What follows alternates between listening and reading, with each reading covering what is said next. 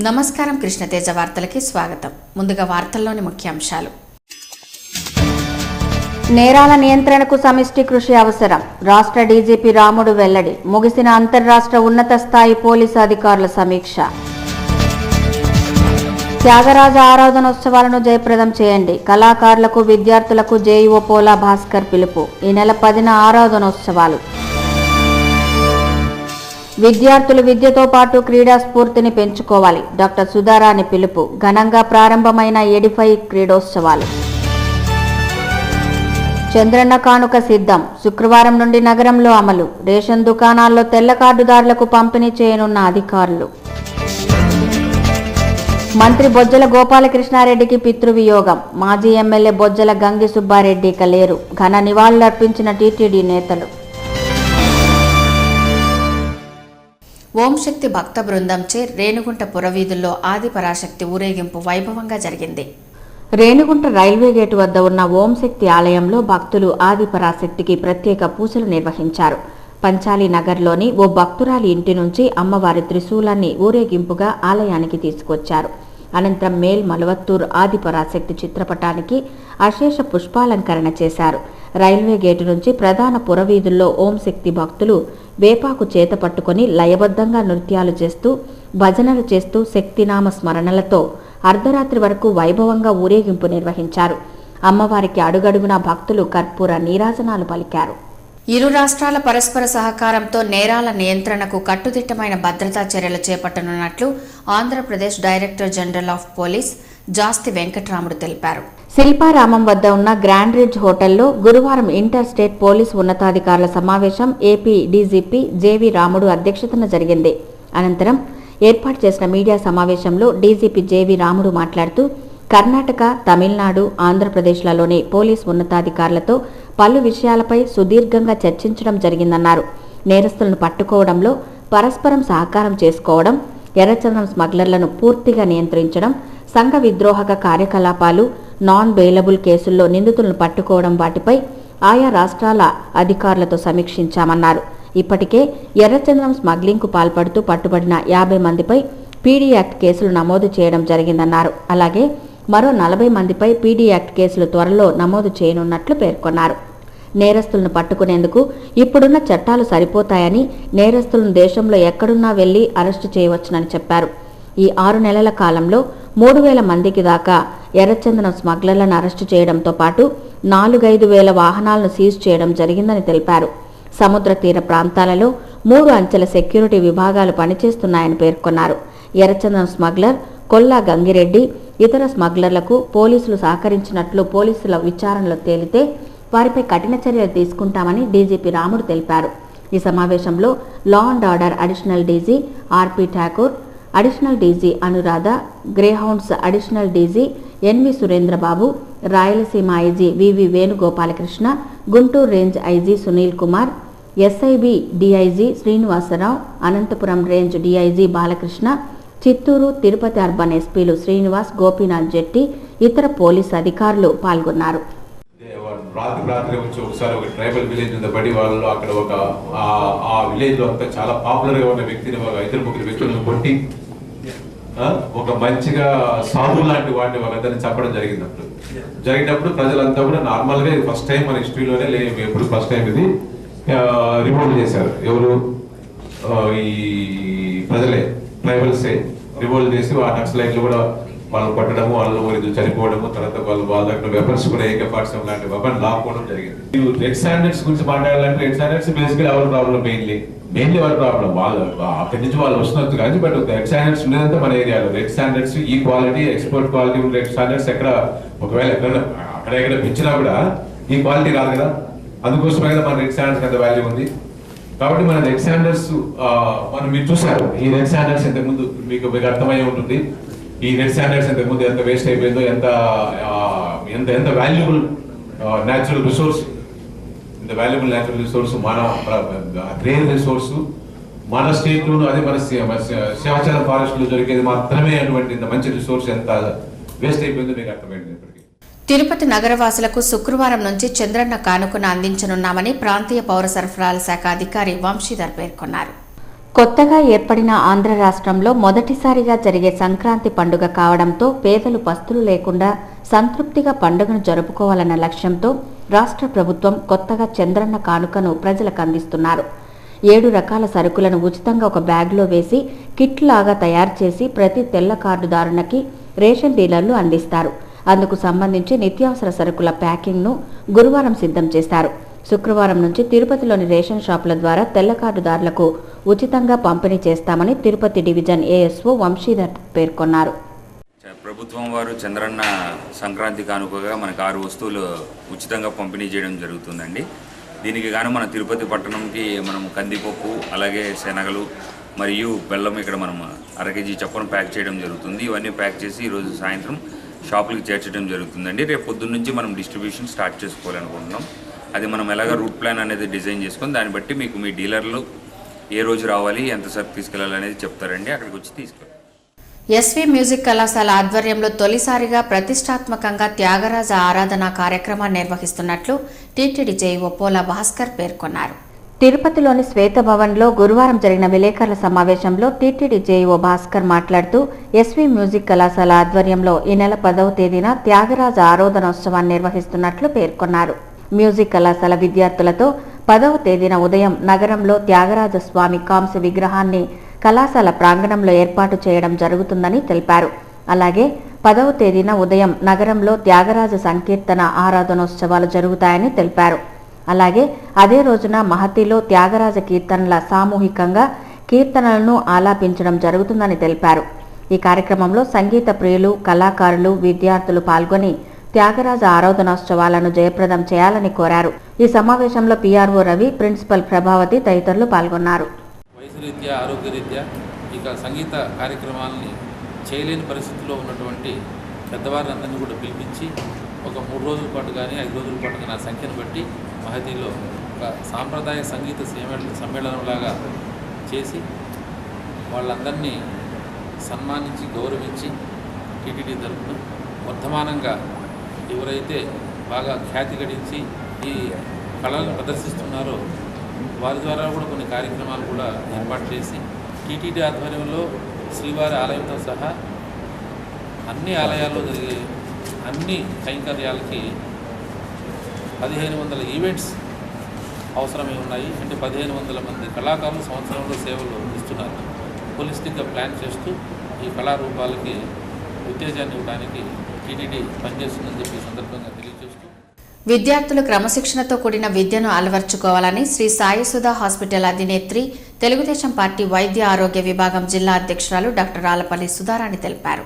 తిరుచానూరు రోడ్డులోని ఎడిఫై విద్యా సంస్థల స్పోర్ట్స్ డేను పురస్కరించుకొని గురువారం ఆ కార్యక్రమానికి డాక్టర్ రాళ్లపల్లి సుధారాణి ముఖ్య అతిథిగా పాల్గొన్నారు. ఈ సందర్భంగా ఆమెకు స్కూల్ యాజమాన్యం, విద్యార్థులు ఘనంగా స్వాగతం పలికారు. అనంతరం ఆమె మాట్లాడుతూ విద్యార్థులు క్రమశిక్షణ, ఏకాగ్రతతో కూడిన విద్యను అభ్యసించడం వల్ల రాబోయే రోజుల్లో మంచి భవిష్యత్తు ఉంటుందని ఆకాంక్షించారు. ఇక్కడ చదువుకోవడానికి వేరువేరు ప్రాంతాల నుంచి వచ్చి ఉంటారని, అయితే మనమంతా భారతీయులం అనే విషయాన్ని గుర్తుంచుకోవాలన్నారు. క్రీడల వల్ల మానసిక ఉల్లాసంతో పాటు శరీరం పటుత్వంగా ఉంటుందన్నారు. అంతేకాకుండా ప్రశాంతతతో పాటు బ్రెయిన్ నిర్మలంగా ఉండడం వల్ల చదువుకున్న పాఠ్యాంశాలు సులభతరంగా అర్థమవుతాయని పేర్కొన్నారు. క్రీడల్లో బాగా రాణించి స్కూల్కు, వారి తల్లిదండ్రులకు, జిల్లాకు, రాష్ట్రానికి, దేశానికి పేరు ప్రఖ్యాతులు తీసుకురావాలని ఆమె కోరారు. అనంతరం ఆమెను స్కూల్ యాజమాన్యం దుస్తాలవలతో సత్కరించి మెమోంటోను బహూకరించారు. ఈ కార్యక్రమంలో స్కూల్ అధినేత ప్రణీత్, సులోచన తదితరులు పాల్గొన్నారు.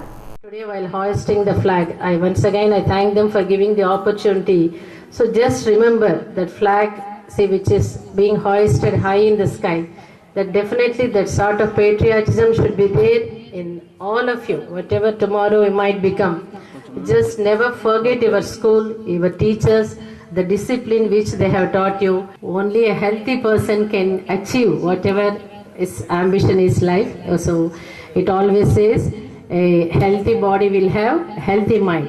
So that improves your thinking, and never think that this is a waste of time, or if you sit and read the same hours at home you can perform better. It's never like that.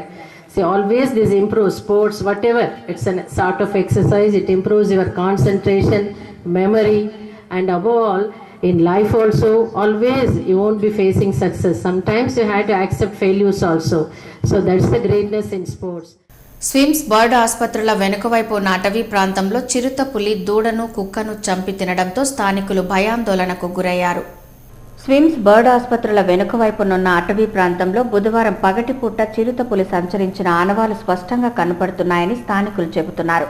ఈ క్రమంలో అక్కడ నిర్మించిన ప్రహరీ గోడ మీద ఆవు దూడను కుక్కను చంపి చిరుతపులి ఆహారంగా భుజించినట్లు ఆనవాలు కనిపిస్తున్నాయి. ఉదయం అక్కడున్న సెక్యూరిటీ సిబ్బంది పశువుల కాపర్లు ఆవు దూడ కనపడకపోవడంతో ప్రహరీ గోడ వైపు వెళ్లి చూడగా అక్కడ దూడ మృతి చెంది పడి ఉండడంతో చిరుతపులి చంపేసినట్లుగా సెక్యూరిటీ సిబ్బంది చెబుతున్నారు. అక్కడున్న ముళ్ల పొదల్లో చిరుతపులి దాక్కొని అలజడి చేసినట్లు సెక్యూరిటీ సిబ్బంది చెప్పుకొచ్చారు.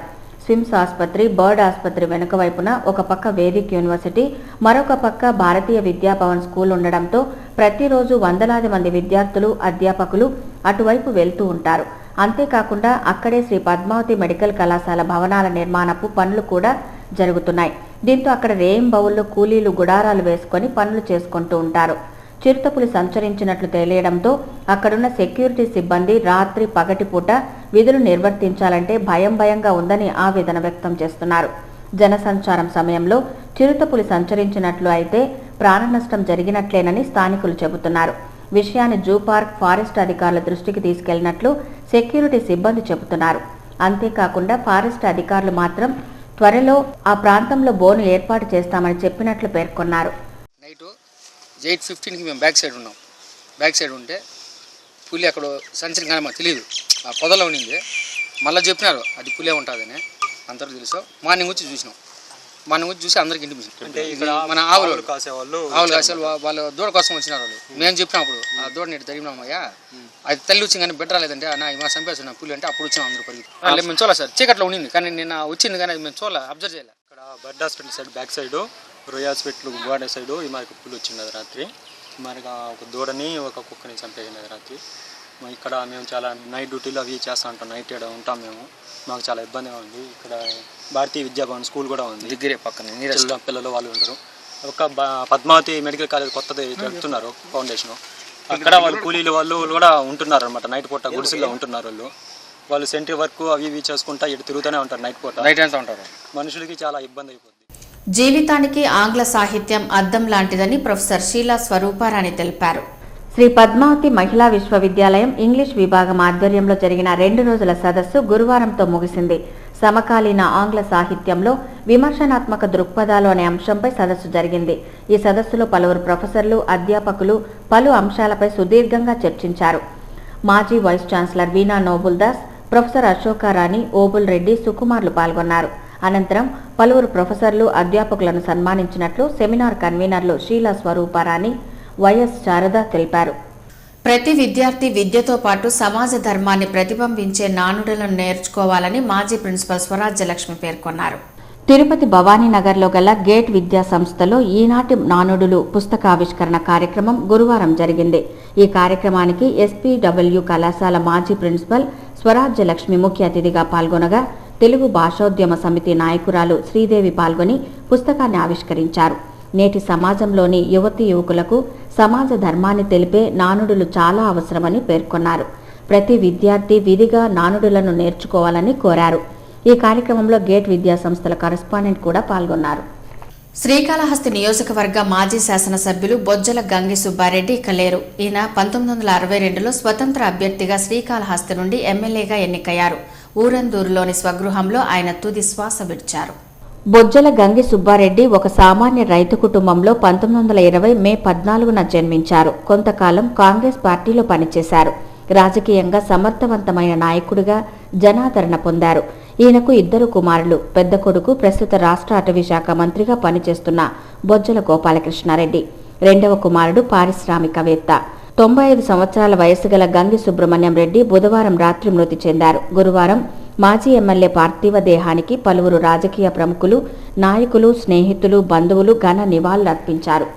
మాజీ ఎమ్మెల్యేకు నివాళులర్పించిన వారిలో మాజీ మంత్రి తుమ్మల నాగేశ్వరరావు, ముద్దుకృష్ణమనాయుడు, మాజీ ఎమ్మెల్యే చదలవాడ కృష్ణమూర్తి దంపతులు, కుతూహలమ్మ, ఎస్సీవి నాయుడు, చిత్తూరు ఎంపీ శివప్రసాద్, టీడీపీ జిల్లా వైద్య ఆరోగ్య విభాగం అధ్యక్షురాలు డాక్టర్ సుధారాణి, ఎమ్మెల్యేలు సత్యప్రభ, తలారి ఆదిత్య, కాంగ్రెస్ నాయకులు లగడపాటి రాజగోపాల్, డీసీసీ వేణుగోపాల్ రెడ్డి, చింతామోహన్, వైసీపీ నాయకులు కరుణాకర్ రెడ్డి తదితరులు పాల్గొన్నారు. తిరుపతిలో తమిళనాడు, ఆంధ్రప్రదేశ్, కర్ణాటక రాష్ట్రాల పోలీసు అధికారుల సమావేశం రాష్ట్ర డీజీపీ రాముడు అధ్యక్షతన జరిగింది. సమావేశం జరుగుతున్న హోటల్ చుట్టూ భారీ పోలీసు బందోబస్తును ఏర్పాటు చేశారు. తిరుచానూరు రోడ్లోని హోటల్ గ్రాండ్ రిజ్లో గురువారం 3 రాష్ట్రాల పోలీసు ఉన్నతాధికారుల సమావేశం జరిగింది. ఈ సమావేశం రాష్ట్ర డీజీపీ జేవీ రాముడు అధ్యక్షతన జరిగింది. నేరాల నియంత్రణకు తీసుకోవాల్సిన పటిష్టమైన భద్రతా చర్యలు, సమస్యలను పరిష్కరించేందుకు తీసుకోవాల్సిన చర్యలపై సుదీర్ఘంగా సమీక్షించారు. ఎర్రచందనం అక్రమ రవాణాను అరికట్టేందుకు రాష్ట్ర పోలీస్ శాఖ ఉమ్మడి వ్యూహానికి సిద్ధమైంది. ఇటీవల రాష్ట్రంలో చోటు చేసుకుంటున్న పలు నేరాలు ఇతర రాష్ట్రాలతో ముడిపడి ఉన్నాయి. ఎర్రచందనం చెట్ల నరికివేతకు, ఎర్రచందనం దుంగల రవాణాకు కూలీలు ఇతర రాష్ట్రాల నుంచి వస్తున్నారు. యువతల అక్రమ రవాణా, ఇసుక డంపుల తరలింపు, నకిలీ మద్యం రవాణా వంటి అంశాలపై చర్చించారు. నేరాలకు సంబంధించి నిందితుల కోసం ఆయా రాష్ట్రాలకు వెళ్లినప్పుడు అక్కడ పలు సమస్యలు ఎదురవుతున్నాయి. అలాంటి సమయాల్లో చేసేదేమీ లేక పోలీసు బృందాలు తిరిగి వచ్చేస్తున్నారు. అంతేకాక ఆయా రాష్ట్రాల్లో న్యాయపరమైన సమస్యలు తలెత్తుతుండటంతో అక్కడికి వెళ్లిన పోలీసులు నిస్సహాయంగా వచ్చేస్తున్నారు. ఆయా సమస్యల పరిష్కారం కోసం ఆయా రాష్ట్రాల పోలీసు ఉన్నతాధికారులతో చర్చించారు. గురువారం జరిగిన భేటీలో Rayalaseema range IG Venugopalakrishna, DIG Balakrishna, urban SP Gopinath Shetty, Chittoor SP శ్రీనివాస్తో పాటు అటవీ, revenue, customs and central excise, DRI వంటి శాఖల ఉన్నతాధికారులు పాల్గొన్నారు. నాయి బ్రాహ్మణులను టీటీడీ ఉద్యోగులుగా గుర్తించి ఉపాధి కల్పిస్తున్న అధికారులు రజకులకు కూడా ఉపాధి కల్పించాలని బీసీ సంక్షేమ సంఘ నాయకులు షణ్ముగం డిమాండ్ చేశారు. తిరుపతి ప్రెస్ క్లబ్లో గురువారం జరిగిన విలేకరుల సమావేశంలో రాష్ట్ర బీసీ ఫెడరేషన్ అడ్వైజరీ కమిటీ సభ్యులు షణ్ముగం మాట్లాడుతూ టీటీడీలో నాయి బ్రాహ్మణులకు ఉపాధి కల్పించిన అధికారులు టీటీడీ కాటేజీల్లోని వస్త్రాలను శుభ్రం చేసే దోబీ పనుల్లో రజకులకు అవకాశం కల్పించాలని ఆయన డిమాండ్ చేశారు. ఈ విషయాన్ని రాష్ట్ర ప్రభుత్వం దృష్టికి తీసుకెళ్లి రజకులకు న్యాయం జరిగేలా చూస్తామని షణ్ముగం పేర్కొన్నారు. సంస్కృతి సాంప్రదాయాలకు నిలయమైన తిరుపతి పుణ్యక్షేత్రంలో సాంప్రదాయ దుస్తుల తయారీలో ప్రత్యేక గుర్తింపు పొందిన రామ్రాజ్ కాటన్ షోరూంను నూతనంగా ప్రారంభించారు. తిరుపతిలోని గాంధీ రోడ్లో రామ్రాజ్ కాటన్ షోరూంను ప్రముఖ సినీ దర్శకులు పద్మశ్రీ కె విశ్వనాథ్ ప్రారంభించగా సాయి సుధా మల్టీ స్పెషాలిటీ ఆసుపత్రి అధినేత డాక్టర్ సుధారాణి విశిష్ట అతిథిగా పాల్గొని జ్యోతి ప్రజ్వలన చేశారు. నగర కమిషనర్ సకలారెడ్డి మొదటగా కొనుగోలు చేశారు. ఈ సందర్భంగా జరిగిన మీడియా సమావేశంలో సినీ దర్శకులు కె విశ్వనాథ్ మాట్లాడుతూ దక్షిణాది రాష్ట్రాల్లో సాంప్రదాయ దుస్తుల తయారీలో రామ్రాజ్ కాటన్ సంస్థకు ప్రత్యేక గుర్తింపు ఉందని అన్నారు. తమిళనాడు, కేరళ, కర్ణాటక రాష్ట్రాల్లో షోరూంను ఏర్పాటు చేసిన సంస్థ తిరుపతి పుణ్యక్షేత్రంలో నూతనంగా ప్రారంభించడం అభినందనీయం అన్నారు. కేవలం వ్యాపారం కోసమే చేస్తూ వ్యాపారం నడుపుకోవాల్సింది కాకుండా ఎంతోమందికి ఉపాధి కల్పించి ఎంతోమంది స్త్రీలకి వాళ్ళ అభివృద్ధికి వాళ్ళకి దినం జరిగేట్టుగా తయారు చేస్తున్నటువంటి కుటుంబం మొత్తం సంఘసేవ కోసమే అంకితమైపోయిందని యాక్చువల్గా ఈ నోట్ల ద్వారా కాదు, చాలామంది చెప్పగా విన్నాను. అట్లాంటి సంస్థ ఎక్కువగా ఆధ్యాత్మిక చింత ఉన్నవాళ్ళు ఇప్పుడు కూడా వ్యాపారం కేవలం ఎట్లాగైనా సరే వ్యాపారం చేసేసి డబ్బు సంపాదిస్తాం అనేటువంటి కోరిక ఉండకూడదు. మనం ఇచ్చిన సరుకులు సరిగ్గా ఇస్తున్నావా లేదా, మనకి ఆత్మతృప్తి ఉందా లేదా అనేటువంటి ఒక లక్ష్యంతో మంచి క్వాలిటీ మన వైపు కొనాలంటే ఇక్కడికే వెళ్ళాలి అనే ఒక బ్రాండ్ తయారు చేసిన సంస్థ రామ్రాజ్ సంస్థ. రామ్రాజ్ కాటన్ 34 సంవత్సరాల కంపెనీ. సౌత్ ఇండియా మొత్తం 6,000 డీలర్ పైన మనం సరుకు తయారు చేసి అప్లై చేస్తున్నాము. మనం కల్చర్ పారంపర్య ట్రెడిషనల్ పంచులకు మనం ఫేమస్గా ఉంటాము. అది పోగా అక్కడ కోయంబత్తూరు అట్లా సేలం, ఈరోడు అనుకుంటున్నా మగ్గాళ్ళ వాళ్ళు అందరూ 10,000 మంది పైన బాగుంటారు అన్నమాట. ఆయన బతుకు కాపురం చాలా బాగా జీవితాన్ని అన్నీ బాగుంటుంది. దానికి మన రామ్రాజ్ కాటన్ చాలా సపోర్ట్ చేస్తుంది అనమాట. 2,500 వెరైటీ పైన మనం పంచిని తయారు చేస్తాము.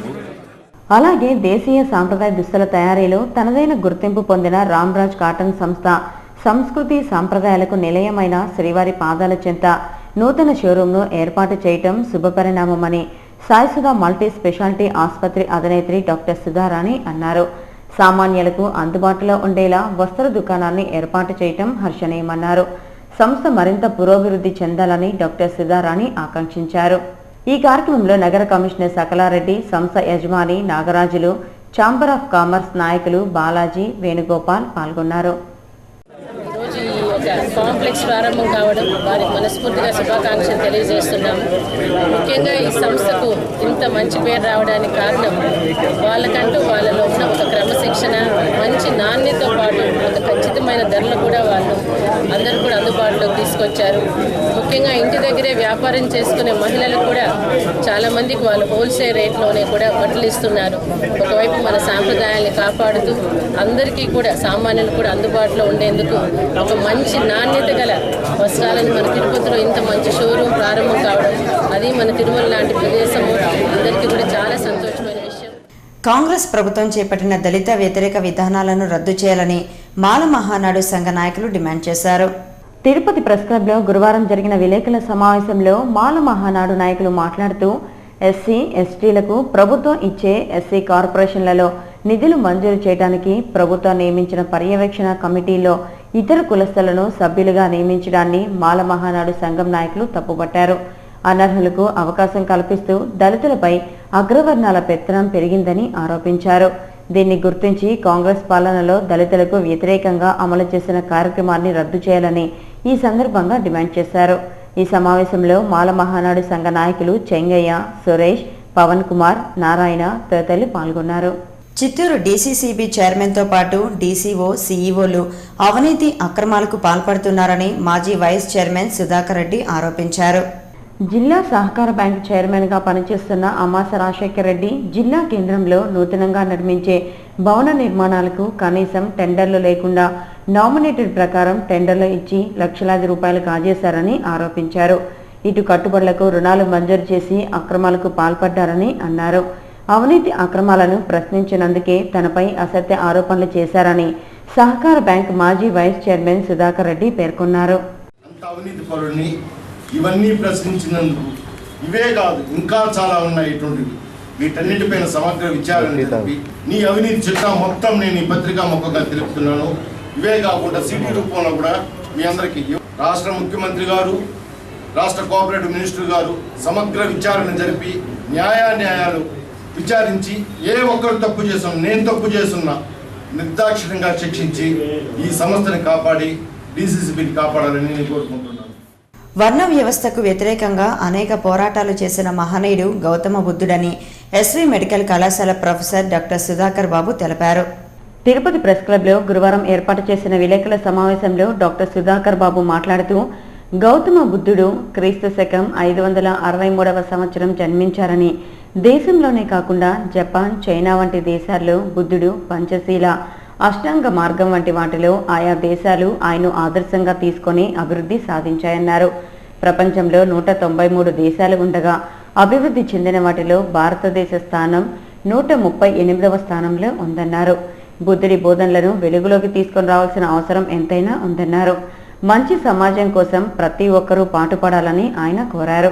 అనంతరం బుద్ధ పేరుతో ఉన్న 2015వ సంవత్సరం క్యాలెండర్ను ఆవిష్కరించారు. ఈ సమావేశంలో సతీష్, భాస్కర్, బాలాజీ, కృష్ణమూర్తి పాల్గొన్నారు.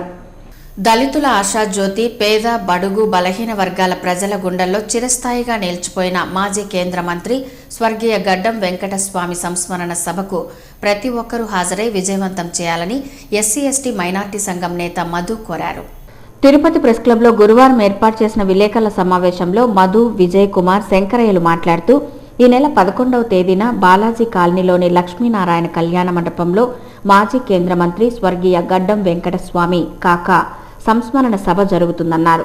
అశేష పీడిత ప్రజల పక్షాన పోరాడి ప్రభుత్వంతో పోరాటాలు చేసి నివాసాలను ఏర్పాటు చేసిన మహానాయకుడని చెప్పారు. సామాజికంగా, ఆర్థికంగా, సాంస్కృతికంగా ఏమాత్రం ఆశావహ వాతావరణం లేని అణగారిన దళిత కుటుంబంలో వెంకటస్వామి జన్మించారని చెప్పారు. అలాంటి మహనీయుడు అంచెలంచెలుగా ఎదిగారని పేర్కొన్నారు. కార్మిక, కర్షక, పేదల పక్షపాతిగా పేరు తెచ్చుకున్న కాకా తన 6 దశాబ్దాల కాలంలో 7 సార్లు ఎంపీగా, 2 సార్లు ఎమ్మెల్యేగా పనిచేయడంతో పాటు కేంద్ర మంత్రిగా కూడా పనిచేశారని తెలిపారు. వెంకటస్వామి జీవితం ప్రతి ఒక్కరికి ఆదర్శం కావాలని ఆయన స్మరించుకోవడం బాధ్యతని తెలిపారు. ఈ సంస్మరణ సభకు కేంద్ర, రాష్ట్ర మాజీ మంత్రులు, ఇతర ప్రజాప్రతినిధులు, దళిత నేతలు పెద్ద సంఖ్యలో హాజరు కానున్నట్లు వారు చెప్పారు. హస్తకళను ప్రోత్సహించినప్పుడే మన దేశంలోని కలంకారీ చేతి వృత్తిదారుల ప్రాముఖ్యత పెరుగుతుందని జిల్లా బీసీ సంక్షేమ సంఘం అధికారి రామచంద్రరాజు కోరారు. చిత్తూరులోని టీటీడీ కళ్యాణ మండపంలో గురువారం చేనేత హస్తకళా ప్రదర్శనశాలను బీసీ సంక్షేమ సంఘం అధికారి రామచంద్రరాజు ముఖ్య అతిథిగా పాల్గొని ప్రారంభించారు. నేటి ఆధునిక సాంకేతిక యుగంలో చేతి వృత్తిదారులకు ప్రాధాన్యత తగ్గుతున్నది. ఇలాంటి వాటిని ప్రజలు గుర్తించి హస్తకళలకు పెట్టింది పేరుగా నిలిచిన పోచంపల్లి, కొండపల్లి, శ్రీకాళహస్తి ప్రాంతాలలో తయారు చేసే చేనేత వస్త్రాలు, కలంకారీ వస్త్రాలు, చెక్క బొమ్మలను ఆదరించి ప్రోత్సహించాలని ఈ సందర్భంగా ఆయన కోరారు. ఈ హస్తకళా ప్రదర్శన 15 రోజుల పాటు జరుగుతుందని నిర్వాహకులు పేర్కొన్నారు. తిరుమల సమాచారం. తిరుమలలో భక్తుల రద్దీ తగ్గింది. గురువారం సాయంత్రానికి 31,960 మంది భక్తులు శ్రీవారిని దర్శించుకున్నారు. సర్వదర్శనానికి 7 కంపార్ట్మెంట్లలో భక్తులు వేచి ఉన్నారు. వారికి 5 గంటల దర్శన సమయాన్ని కేటాయించారు. అలాగే నడకదారి భక్తులు 2 కంపార్ట్మెంట్లలో వేచి ఉండగా వారికి 1 గంట వ్యవధిలో దర్శనాన్ని కల్పిస్తున్నట్లు టీటీడీ అధికారులు తెలిపారు. తిరుమలలో శుక్రవారం అందుబాటులో ఉండే వసతి సదుపాయాల వివరాలు ఇలా ఉంటాయి. ఉచిత గదులు 110, 50 రూపాయల గదులు 305, 100 రూపాయల గదులు 22, 500 రూపాయల గదులు 10, 600 రూపాయల గదులు 15 అందుబాటులో ఉన్నాయి. ఆర్జిత సేవల వివరాలు ఇలా ఉంటాయి. ఆర్జిత బ్రహ్మోత్సవం 34, వసంతోత్సవ సేవా టికెట్లు 158, సహస్ర దీపాలంకరణ సేవా టికెట్లు 345 అందుబాటులో ఉన్నాయి. కాగా గురువారం వివిధ ప్రాంతాల నుంచి తిరుమలకు వచ్చిన భక్తులు స్వామివారికి విరాళాలు అందజేశారు. 12,50,000 రూపాయలను అన్నదానం, గో సంరక్షణ ట్రస్టులకు విరాళం ఇచ్చినట్లు టీటీడీ అధికారులు తెలిపారు. అలాగే విదేశీ భక్తులు 20,704 డాలర్లను శ్రీవారికి విరాళం ఇచ్చినట్లు టీటీడీ అధికారులు తెలిపారు. Tirupati bullion gold jewellery and silver merchant association సమాచారం మేరకు శుక్రవారం లోకల్ బులియన్ మార్కెట్లో బంగారం వెండి ధరలు ఇలా ఉంటాయి. 24 క్యారెట్ల అపరంజి బంగారం 10 గ్రాముల ధర 27,240 రూపాయలు. 22 క్యారెట్ల నగల బంగారం 1 గ్రామ్ ధర 2,547 రూపాయలు. వెండి 1 కేజీ ధర 37,120 రూపాయలు. రీటైల్ వెండి 1 గ్రామ్ ధర 39 రూపాయల 70 పైసలు. వార్తలు ముగించే ముందు ముఖ్యాంశాలు మరోసారి చూద్దాం. నేరాల నియంత్రణకు సమిష్టి కృషి అవసరం. రాష్ట్ర డీజీపీ రాముడు వెల్లడి. ముగిసిన అంతర్రాష్ట్ర ఉన్నత స్థాయి పోలీసు అధికారుల సమీక్ష. త్యాగరాజ ఆరాధనోత్సవాలను జయప్రదం చేయండి. కళాకారులకు, విద్యార్థులకు జేఈఓ పోలా భాస్కర్ పిలుపు. ఈ నెల 10న ఆరాధనోత్సవాలు. విద్యార్థులు విద్యతో పాటు క్రీడా స్ఫూర్తిని పెంచుకోవాలి. డాక్టర్ సుధారాణి పిలుపు. ఘనంగా ప్రారంభమైన ఎడిఫై క్రీడోత్సవాలు. చంద్రన్న కానుక సిద్ధం. శుక్రవారం నుండి నగరంలో అమలు. రేషన్ దుకాణాల్లో తెల్ల కార్డుదారులకు పంపిణీ చేయనున్న అధికారులు. మంత్రి బొజ్జల గోపాలకృష్ణారెడ్డికి పితృవియోగం. మాజీ ఎమ్మెల్యే బొజ్జల గంగి సుబ్బారెడ్డి ఇక లేరు. ఘన నివాళులర్పించిన టీటీడీ నేతలు. ఈ వార్తలు ఇంతటితో సమాప్తం. నమస్కారం.